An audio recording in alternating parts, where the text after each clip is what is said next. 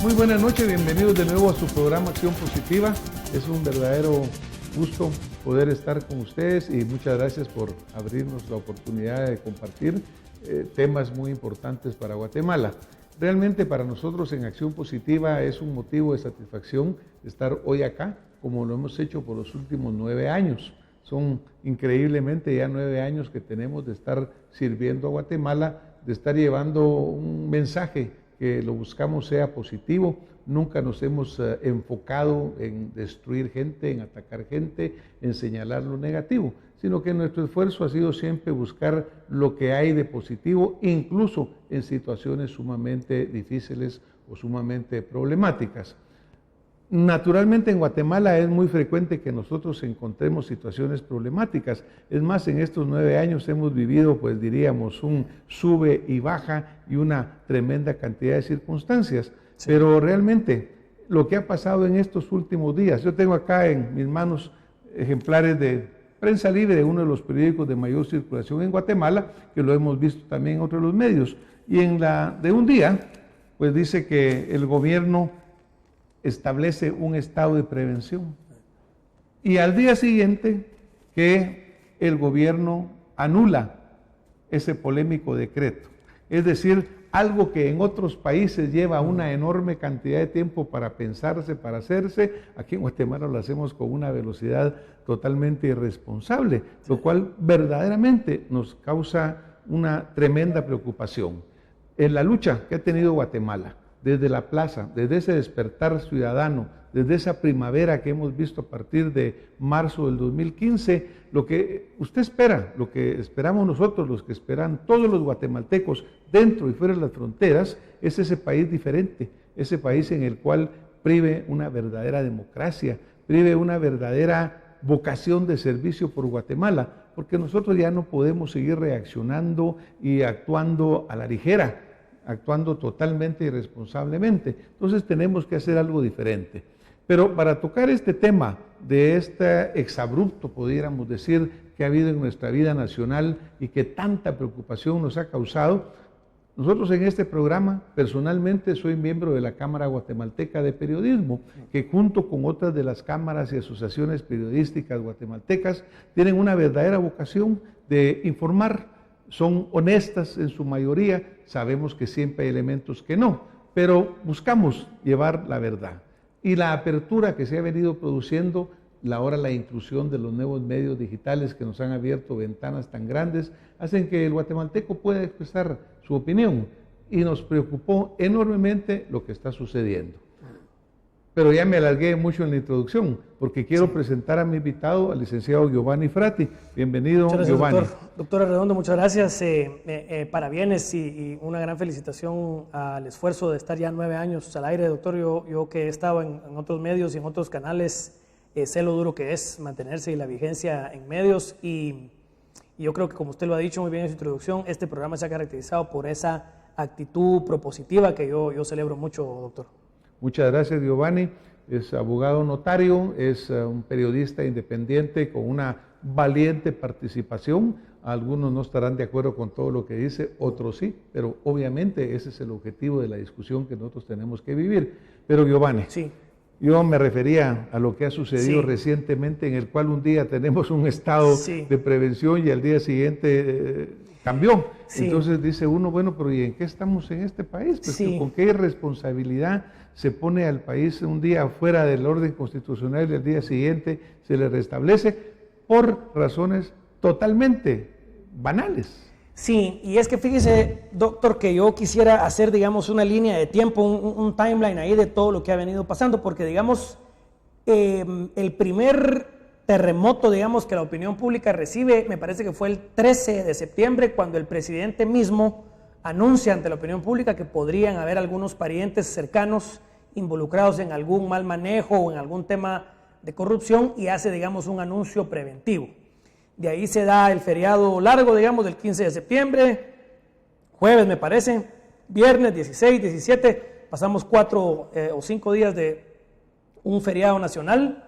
De ahí caemos a un día lunes de regreso, digamos, ya a esta semana, pero vemos también en ese orden de ideas, en un acto oficial al presidente de la República, tener un exabrupto, digamos, salirse de alguna manera por la expresión que tuvo de sus casillas, llamar a toda la prensa nacional corrupta e implicar que toda la prensa nacional, él usó la palabra coloquial fafa, digamos que en el lenguaje coloquial guatemalteco quiere decir, digamos, un soborno o una paga que se le hace a la prensa para que diga o deja de decir, no presenta pruebas, digamos, no se va a un tribunal o presenta una querella penal o una investigación o algo para decir específicamente este periodista o este medio, sino hace una generalización, en mi concepto, muy desafortunada, donde se pasa a traer a toda la prensa.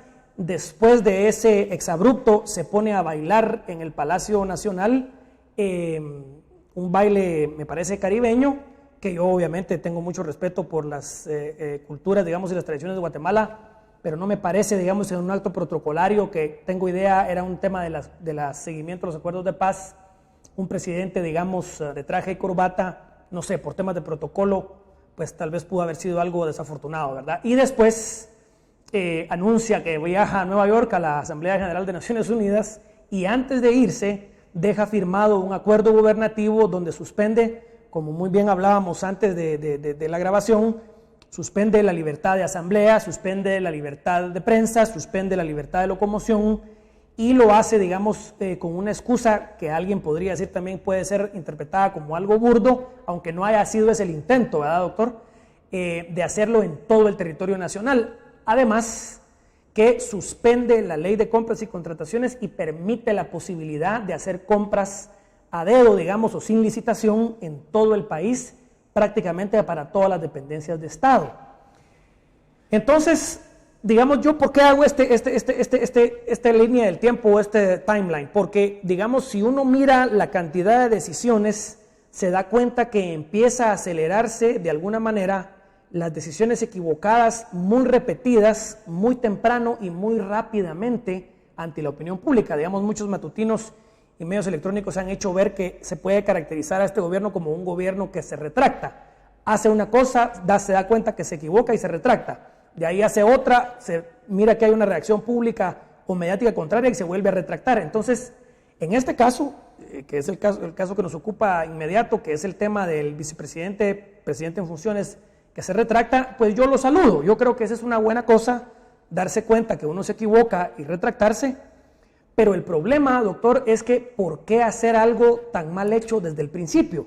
Claro. ¿Verdad? Entonces ahí había que preguntarle al presidente quién es su asesor jurídico, quién es el secretario general de la presidencia, quién es el asesor jurídico, quién es el abogado del presidente, quién leyó el decreto, quién se lo dio a firmar, y no solo eso, sino también habría que pedirle lo mismo a todos los asesores jurídicos de los ministerios, porque lo firma en gabinete, quiere decir con todos los ministros y el vicepresidente, y entonces ya se anuncia que se van a presentar querellas penales por el delito de abuso de poder y resoluciones violatorias de la Constitución, que puede o no ser que prospere el delito porque podrían haber ahí algunos bemoles jurídicos en el sentido de que, pues lamentablemente creo yo, la ley de orden público sí permite cierta suspensión de garantías, pero digamos, yo creo que hasta el clima en última instancia no le ayuda al presidente. Dejó de llover. Exactamente, y hay, afortunado. Así es, y hay inclusive una declaración de algún diputado, jefe de bancada o del partido de gobierno,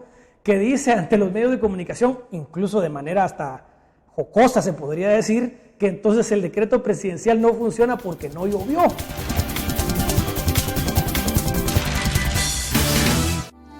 Para los que buscamos más, nueva línea de jamones más saludable de embutidos Santa Lucía, reducidos en grasa, el balance perfecto entre salud y buen sabor. Santa Lucía, en tu mesa todo el día. Incluso de manera hasta jocosa se podría decir que entonces el decreto presidencial no funciona porque no llovió. Entonces, pero mire, Giovanni, ahí dentro de esa línea de tiempo que usted ha seguido, sí, yo creo que hay un montón de cosas que son verdaderamente fundamentales. Sí.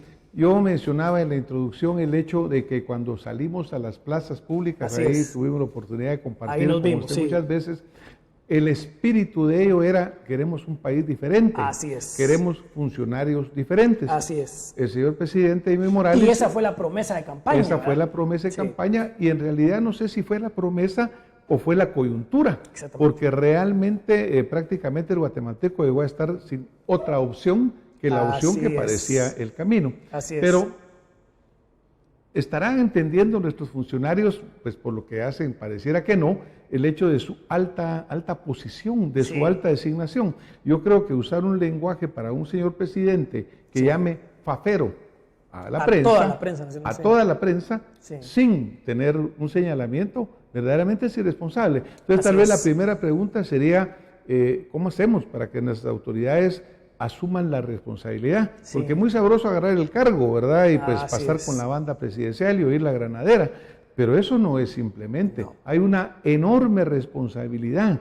Yo creo que afortunadamente a partir de las plazas, vivimos en marzo, ya no vamos a tener reyes, sino presidentes constitucionales. Pero ellos en realidad deben y son servidores públicos temporales. Así es, y yo lo que creo, ¿verdad, doctor?, es que al gobierno le hace falta también un media training y un manejo de medios y una concientización de en qué ambiente mediático estamos viviendo, porque digamos, no es lo mismo ser presidente de Guatemala en el 2000 que en el 2010, que en el 2015, digamos, la aceleración mundial de las telecomunicaciones, de los medios electrónicos, digamos, hace que prácticamente una foto se transmita a 500,000 de usuarios de Twitter y a 4,5 millones de usuarios de Facebook casi de manera instantánea. Entonces, y en el mundo. Así es, entonces usted está como presidente de la República en el 2016 en un ambiente de comunicación de masas casi instantáneo,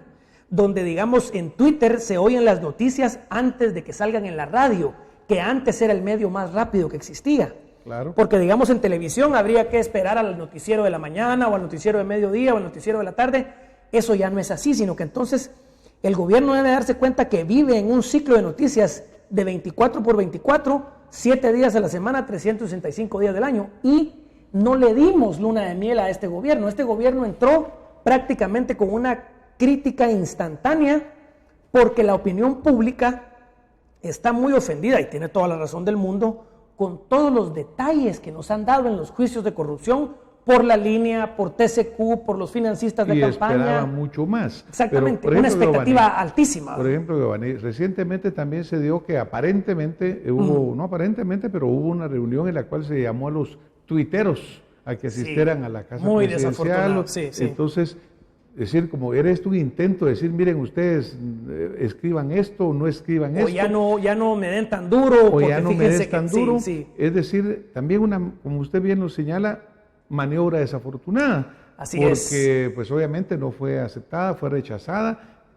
Pero el principio que generó esto es como decir también, mire, pongamos este estado en el cual se limita la expresión, la locomoción, las asambleas. Sí. Estoy diciendo, bueno, ¿será posible que en este gobierno haya gente que está pensando que puede verdaderamente callar la voz del pueblo? Exactamente, y en una situación como la de las redes sociales, porque como me decía un dueño de medio, un periodista de muchos años, de mucha experiencia, bueno, supóngase usted que el presidente cometiera la locura de, digamos, movilizar al ejército, que yo creo que el ejército ya no lo haría, porque el ejército también ha dado muestras de ser muy respetuoso de la Constitución en estos 30 años. Inclusive el ejército ha ayudado a detener golpes de Estado ilegales, como el de Serrano, por ejemplo, y ha mantenido el orden constitucional. Supóngase usted que el presidente le dé la orden, abusando del decreto, que estuvo vigente 1 o 2 días nada más, gracias a Dios, y mande a los soldados a parar la circulación de todo el periódico de papel en Guatemala.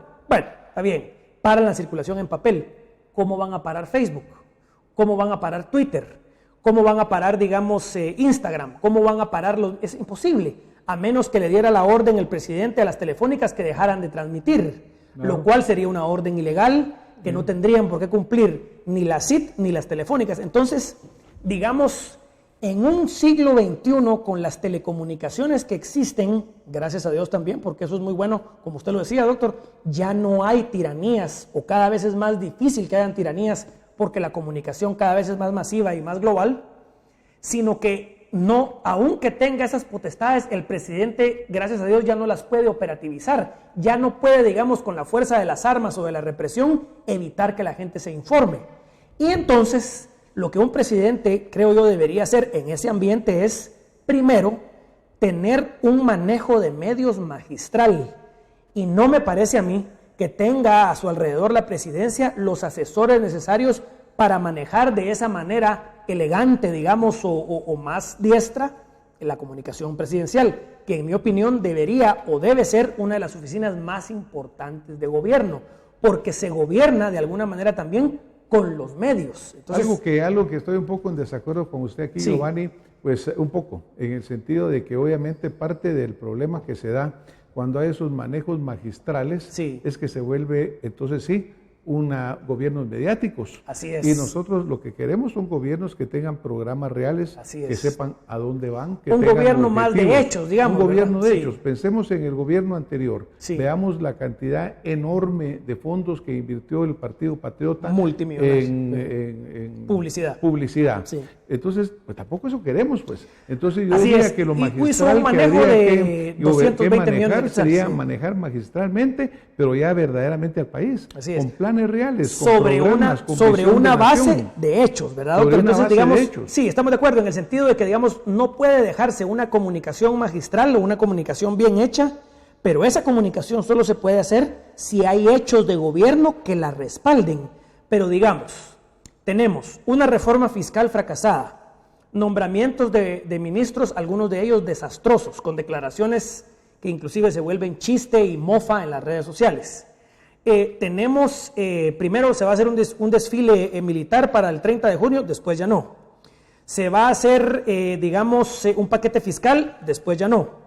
Se van a limitar garantías constitucionales en un decreto desastroso, después ya no. Entonces, tenemos en estos 8 meses, y como le digo, en un ambiente donde es muy difícil parar la comunicación, demasiadas equivocaciones muy seguido. Entonces, lo que yo le recomendaría de una manera, de buena fe al presidente, como una persona que de alguna manera ha seguido la política por algunos años, es que aún está a tiempo el presidente para enmendar sus errores. Porque lo que a todos los analistas nos preocupa es que el fracaso del gobierno se trae, entre las piernas al fracaso también del país, porque el país no puede estar sin gobierno. En el sentido de que, gracias a Dios, pues hay un sector privado muy desarrollado y hay mucha tecnología, y Guatemala, gracias a Dios, ha seguido creciendo económicamente, pero las decisiones desastrosas de gobierno sí le afectan al país. Por ejemplo, doctor, la reforma fiscal, con solo el anuncio de que se iban a aumentar impuestos, ya la persecución fiscal de la SAT a muchas empresas, ya se está empezando a contraer la economía. Y la misma Junta Monetaria ha anunciado que de 3.7 o 3.9 el crecimiento se va a reducir a 2.9 o 3.1. Entonces estamos hablando de una contracción de un 1% del PIB. Que es muy grande. Esos son cientos de millones de dólares. Ahora, esa es la con parte... solo el anuncio de aumentar impuestos. Esa es la parte que yo le comentaba a Giovanni, de la parte de la irresponsabilidad. Sí. Porque, mire, si el gobierno quiere plantear una reforma fiscal, yo creo que está en su derecho de hacerlo.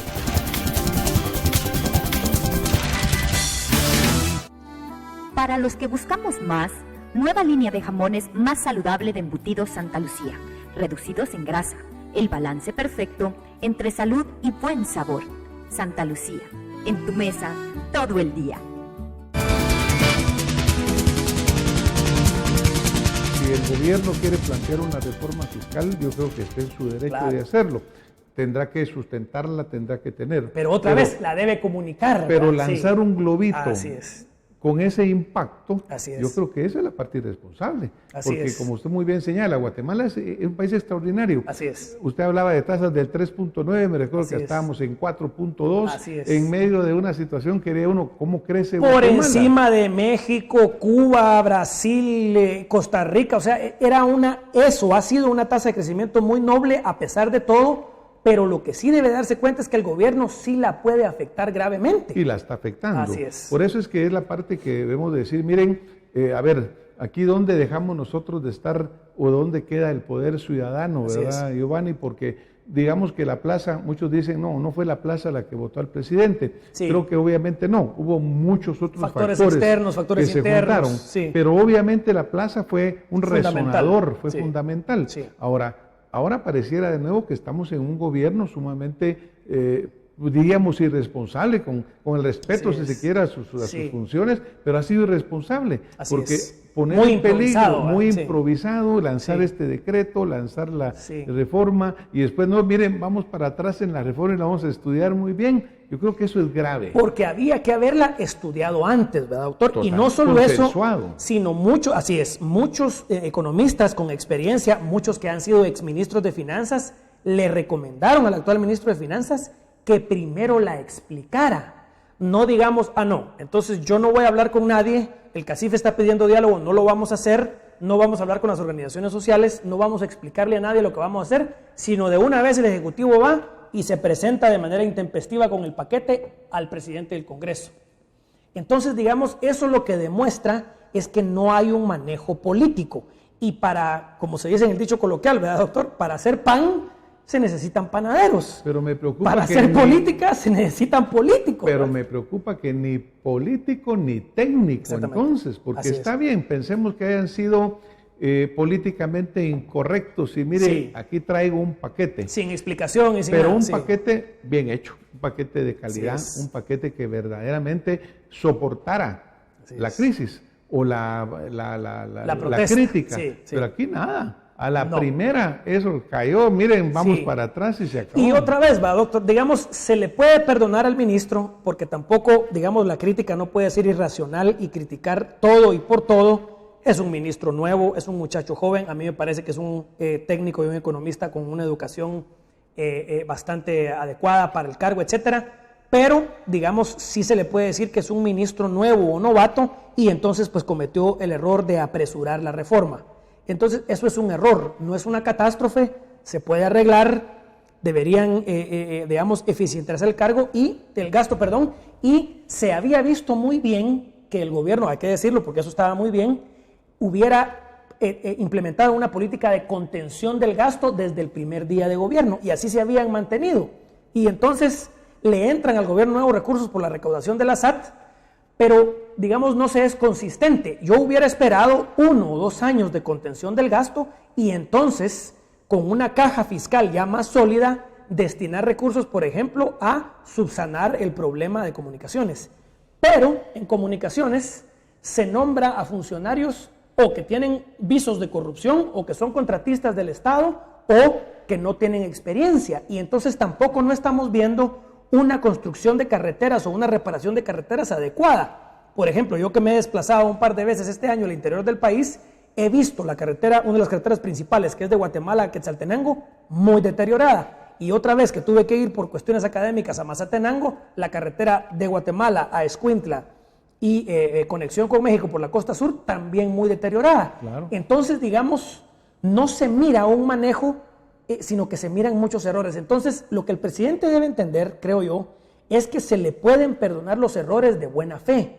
Lo que no se puede es perdonar un decreto presidencial que permite hacer compras a dedo sin licitación por 15 días. Y eso fue eso es demasiado. Esos fueron los señalamientos que causaron la protesta contra la corrupción. Así y ahora resulta que ni vemos resultados, ni vemos la contención, y vemos de nuevo floreciendo corrupción por todos lados. Así es. Mire, yo creo que no estuvo mal que el señor presidente saliera diciendo, mire, mi hijo y mi hermano no enfrentan esto. Sí. Yo creo que estuvo bien, lo enfrentó. Sí. Ahora, lo que pasa es que la población dice, bueno, por todos lados siguen apareciendo estos signos. Ese monstruo del lago Ness que anda metido ahí, sigue metido. Estamos viendo alcaldes, diputados, ministros, gobernadores, así es. Y entonces, si el gobierno tuviera un poco más de fineza en medir el estado de la opinión pública y medir cómo la opinión pública está reaccionando ante la corrupción, podría tomar esa lucha como la lucha fundamental. Pero viene el presidente y nos dice también que sus prioridades son salud y educación. Vámonos por un momento a esas dos políticas de gobierno. No se puede, doctor, manejar la salud y la educación con el sistema centralizado, sindicalizado y corrupto que tenemos. Tenemos sindicatos que impiden la movilización de la población en todo el país. Tenemos sindicatos en pie de lucha con pactos colectivos leoninos. Tenemos más de 50 sindicatos en salud y me parece que más de 35 sindicatos en educación. Ese modelo es casi ya irreparable, en el sentido de que usted no puede pensar que tirándole más dinero a un monstruo burocrático, sindicalizado y centralizado, usted va a mejorar la calidad de educación o de salud.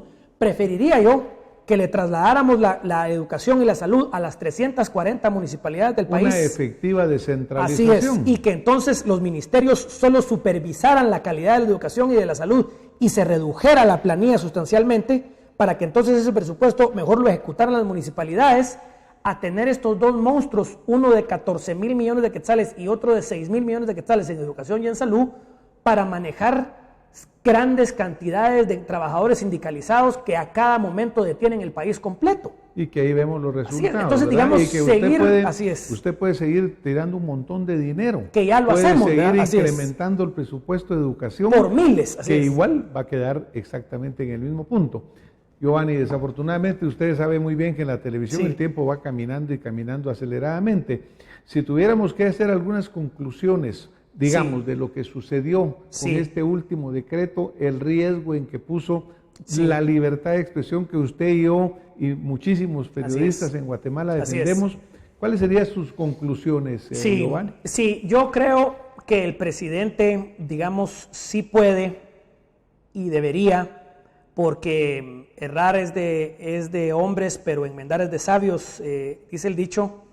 Podría, por ejemplo, grabar un mensaje a la nación llamando a la calma, llamando a la reconciliación, digamos, bajando este presidente que hemos visto colérico, un presidente, digamos, que varía mucho, un presidente que tal vez no tiene rumbo. Sí creo yo que un mensaje de paz, de armonía, de reconciliación, de reconsideración sería muy bueno para la opinión pública. Incluso de humildad. Exactamente, ver un presidente humilde ante la Cámara, que reconoce, digamos, los problemas, que nos explica los problemas y que nos explica soluciones y políticas públicas más claras, sería algo muy bueno.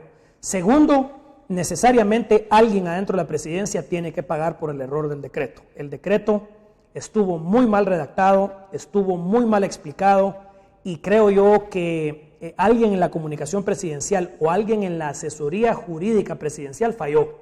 Y entonces sí creo yo que debemos entender quién es el funcionario que falló y por qué, y podríamos hablar inclusive de una suspensión o una destitución en ese sentido.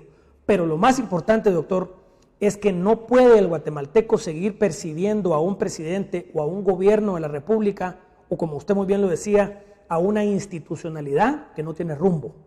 Porque el país necesita de su gobierno y el gobierno necesita de la población y necesita, digamos, crear un mínimo de gobernabilidad. Y eso no se está creando todavía. No se ha visto un gobierno que tenga norte, y yo creo que lo pueda enmendar. Yo creo que se puede rodear de asesores, digamos, de todos los ámbitos del espectro político, y yo creo que sí lo puede hacer, pero no lo está haciendo. Y entonces, hasta que la opinión pública mire que el presidente efectivamente está enmendando la plana, esta crisis puede seguir.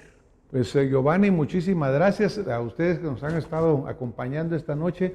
Pues nosotros los ciudadanos somos los verdaderos dueños de este país. Sí. Las personas que están ocupando posiciones son temporales y son servidores del Estado. Yo creo que tenemos que respetar la institucionalidad, tenemos que apoyar a nuestras autoridades electas, pero no tenemos que dejarles que se olviden que aquí el único soberano es el pueblo de Guatemala. Así que mantengamos esa presión, mantengamos esa observación, y yo creo que juntos vamos a hacer que esta Guatemala sea la Guatemala que queremos. Muchas gracias por haber estado con nosotros, licenciado. Muchísimas gracias, Giovanni. Muchas gracias, doctor. Muchas gracias. Nos vemos la otra semana con más acción positiva. Muy buenas noches.